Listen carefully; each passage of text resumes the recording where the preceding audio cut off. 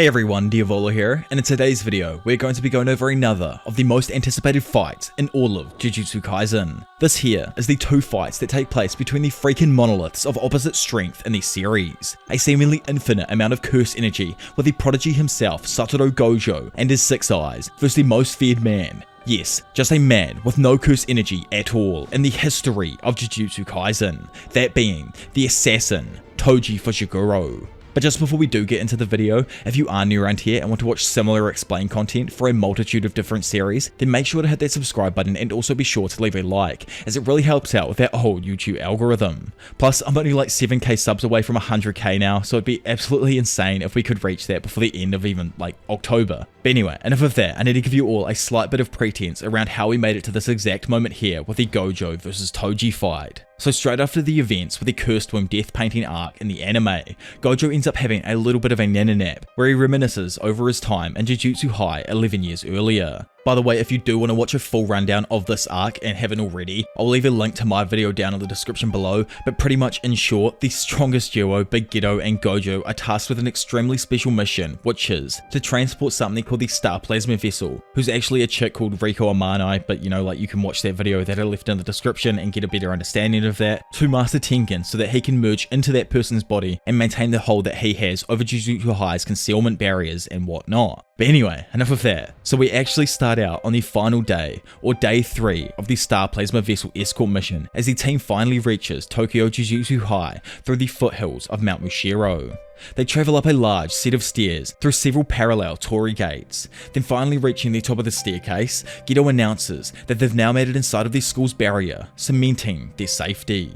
The two girls are both relieved, and everyone thanks Saturo for his hard work. Tired from the extended periods of keeping his infinity active, Gojo ignores the praise though, and cheekily says that the babysitting is finally over. However, as soon as Saturo deactivates the infinity and lets down his guard, a katana pierces through his torso, held by no one other than the demon lord himself, Toji Fushiguro. Looking over his shoulder, a confused Saturo asks if he knows him from somewhere, but Toji tells him not to worry about remembering a random dude's name. Looking at him, Gojo slightly recognizes Toji, because earlier on in life, while still with the Zenin family, Toji once went to see the young prodigy. He was a big deal, even back then, and was the first and last person to ever notice Toji's presence while out of the line of sight. Back in reality, Toji reveals that he had waited until Gojo was worn down to strike, stabbing him from behind in a complete surprise. To try and get away, Saturo forces himself up into the air while Suguru summons a giant man-eating curse to devour Toji. Instantly after securing him with the curse, Suguru rushes to his friend's side, but Gojo assures him that his wound isn't too severe, as the moment he was stabbed, he reinforced himself with curse energy to reduce taking any further damage. Gojo asks Geto to take Riko and get out of the area as he tries to quickly deal with his random assassin. Suguru, Riko, and Misato then leave the area as Toji slashes his way out of the giant hookworm curse and exercises it with a new katana that is slippery little curse that huddles around him fed to him. Toji looks around for the vessel, but Saturo tells him that the bounty has already been lifted. However, it is then revealed through Toji that he was actually the person who set everything up in the first place. He used the original payment that was given to him by the Star Religious Group to hire a plethora of different assassins to wear down Gojo's 6 eyes, so he eventually would let down his guard, and through that, he would create some sort of opening.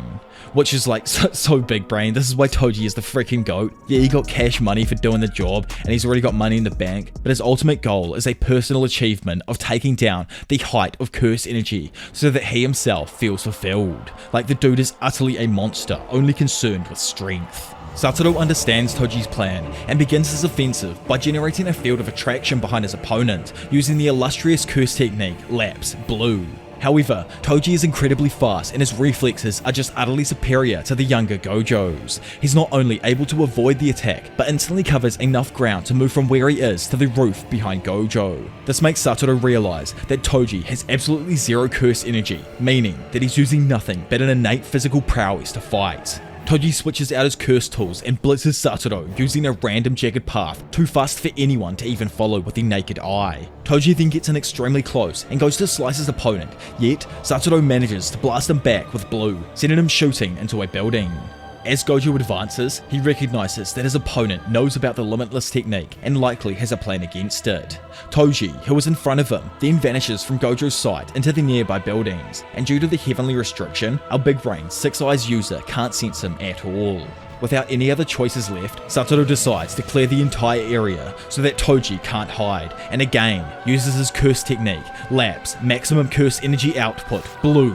Doing this, Gojo creates a giant field of attraction that tears up all of the buildings in the area, destroying them and leaving nowhere for Toji to hide. But somehow, Toji manages to get around this and uses a giant swarm of fly heads to distract him. Seeing this, Gojo expands the infinity around him to keep the curses away and surmises that Toji is using them like a chaff grenade, which, for those unsure, a chaff grenade is simply a cylindrical type of grenade that upon exploding releases thin pieces of electromagnetic particles. This chaff interferes with electronic devices like laser sensors and radar systems. So like in this case, think of Gojo's infinity as almost a radar type system that he uses to pick up an object coming towards him.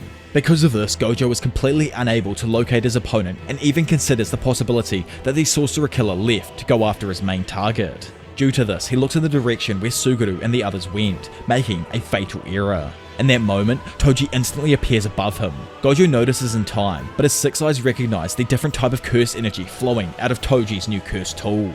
Because of this weird feeling, Gojo quickly goes on the defensive, but sadly, this only seals his fate. It's then explained that this dope-ass looking weapon, which is a special grade curse tool called the Inverted Spear of Heaven, nullifies the effect of any curse technique, even limitless. In reality, Toji stabs Gojo through the neck with the Inverted Spear of Heaven, leaving Gojo completely defenseless. Gojo desperately reaches for the dagger as he bleeds from the mouth, but Toji acts quickly and cuts into Saturo's torso, then takes out a second knife and finishes the job by rapidly stabbing Gojo's leg, forcing him to collapse into directly being stabbed through the forehead by Toji's knife. Appearing to have been absolutely destroyed, Saturo lays in a pool of his own blood as Toji claims he's finally getting back into the groove of things. So yeah, I can't remember if I said this or not, but this isn't even Prime Toji. That monster comes out during Shibuya, but he still somehow took down the strongest sorcerer alive at that time on the planet. So, well, obviously that can't be the end of the video, as we all know Gojo isn't actually dead in the current timeline. So if you do want a more detailed rundown of what happens in between here and the rematch, then be sure to go and check out my Gojo past arc video like I've said at the beginning and now, where I go over the entire story before and after this point, up until the Shibuya incident arc. But pretty much all that you guys need to know for in between the two fights is that Toji manages to complete his mission and deliver the Star Plasma vessel to the Time Vessel Association. However, as this mofo is leaving the area, something he probably can't even comprehend happens. Unbelievably, he runs into a restored and awakened Saturo Gojo, who's delirious on the increase of strength that he's just achieved. Standing in front of him, Toji is taken aback to see someone he was sure he killed not too long ago. Crazed from using both the Six Eyes and the Limitless to defend himself, Gojo begins explaining how, when he was at the very edge of death, he experienced and understood the core of cursed energy. Insulted by the idea that he could have already lost, Toji takes out the Inverted Spear of Heaven and claims that the battle is just beginning. To which Gojo gets excited, agreeing with Toji. So, sorry to cut everything off here again, but I'm pretty sure Gojo would have even achieved this state someday, like by where we are in the story at the moment, even if Toji wasn't the one to bring it on. But we can definitely thank Toji for bringing on the invincibility level aura that surrounds Gojo in the current timeline, because it's just utterly unreal what is about to happen. Toji attempts to blitz Saturo, dashing in and unloading a monstrous left swing, but Saturo, who doesn't even seem to be worried, is simply able to levitate above him to avoid it. While upside down in the air, Saturo uses the same concept of reverse curse technique and flows the reverse curse energy into his Limitless, unleashing the curse technique Reversal Red. From the tip of his fingers, a massive energy wave shoots forth. As it connects, it sends Toji flying across the area and clean through another building. Getting up from the hectic attack, Toji stretches out his arm and confirms that the energy wave didn't break any of his bones. He then breaks down each of the logistics behind the technique of Limitless. He goes over the three main abilities of the Limitless,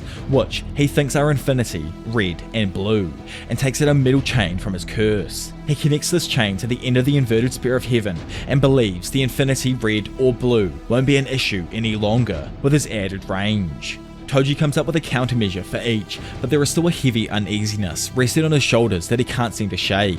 He locks eyes with Saturo and decides to ignore this uneasiness for now and initiate the battle once more. As Toji begins to rapidly spin around his new upgraded weapon, Saturo apologizes to Riko for not being able to save her, but proclaims that himself alone is the honored one, quoting the freaking Buddha himself. Toji then uses the chain to tear apart the ground, creating a wave of debris that force Saturo higher into the air. Suddenly, the inverted spear of heaven appears from the dust cloud right in front of Gojo. Toji then flicks the chain, sending the curse tool flinging directly at Saturo, who isn't moving quickly enough through the air to avoid it. As Gojo floats there, he thinks that the info on inherited techniques often get out between other sorcerer families, so he guesses that the assassin is probably from the Zenin family. However, there is even a technique in the limitless arsenal that is only known to a few within the prized Gojo family. The awakened limitless user then combines both red and blue and unleashes an imaginary mass of curse energy that erases absolutely everything it touches. The infinite hollow technique, purple. As the ability flies out, it instantly connects with the entire left side of Toji's torso, vaporizing half of his chest, breaking his metal chain and ending his offensive in one powerful motion. Defeated, Toji realizes that his uneasiness stemmed from him breaking his own rule. He knows that he should have said he doesn't work for free and made a run for it, but the greatest sorcerer alive stood before him. Like I said earlier, Toji wanted to discredit it and crush it to spite the Jujutsu world and the Zenin family. However, Toji's self-affirmation caused him to deviate from his true self, and at that point, he had already lost. Unfortunately for him, Toji was unable to put aside his petty pride, and because of that, he sealed his fate. Standing over him now, Gojo asks if Toji has any last words. Initially he claims he doesn't have anything to say. However, after a moment, he remembers his young son and tells Gojo how his son Megumi will be sold to the Zenin family in 2 or 3 years and to do as he pleases with that information.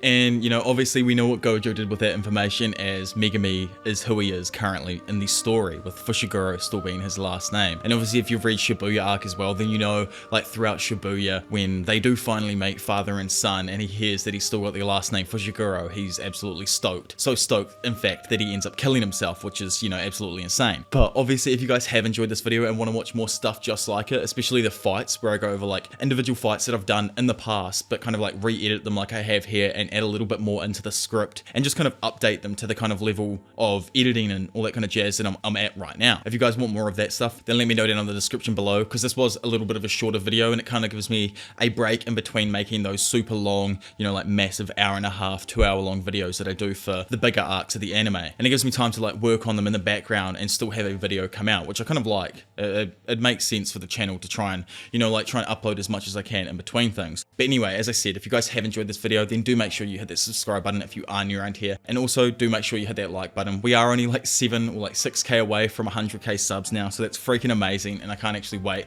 to finally get that silver plaque. But obviously enough of that. For now, it's been your professional degenerate Diavolo, and I will see you all in a pit. Bye. Freaking hair's still wet from my shower.